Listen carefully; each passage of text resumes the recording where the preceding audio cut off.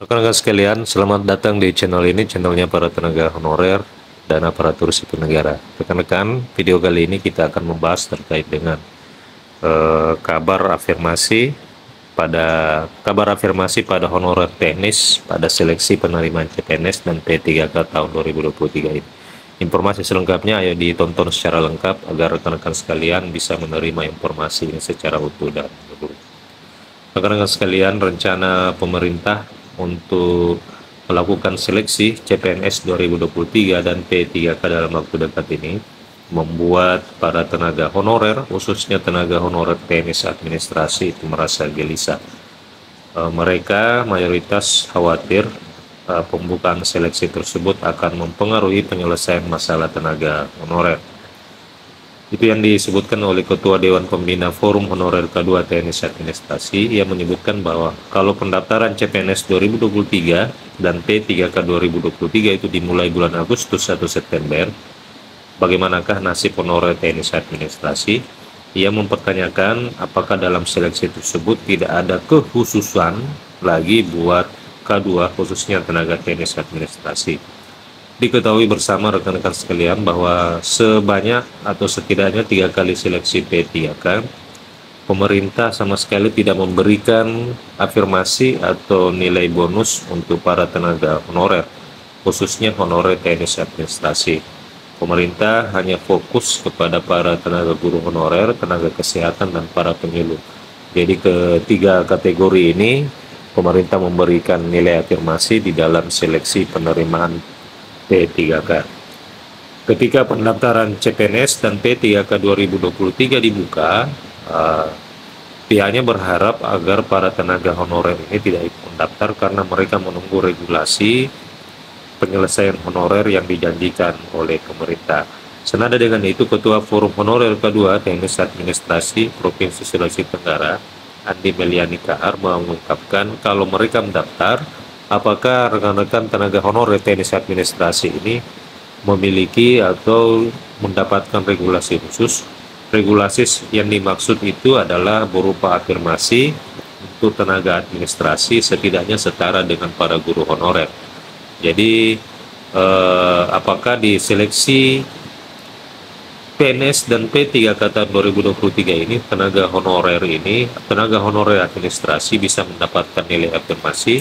Itu yang dipertanyakan oleh Koordinator Honorer K2 Provinsi Sulawesi Tenggara.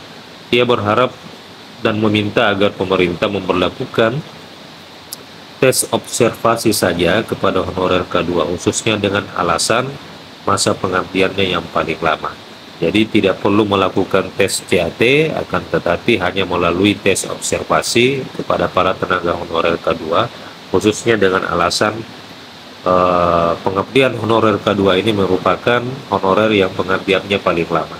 Jadi rekan-rekan sekalian, ini harapan para Ketua Forum Honorer K2 setidaknya bisa memihak kepada para tenaga honorer yang telah memiliki pengabdian masa yang telah lama.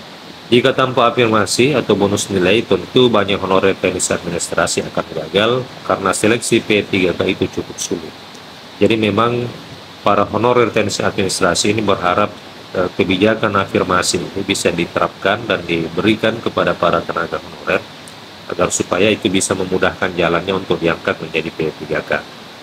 Pihaknya harus meminta pemerintah harus pertegas bahwa honorer teknis administrasi disuruh ikut mendaftar atau menunggu regulasi terbaru turun.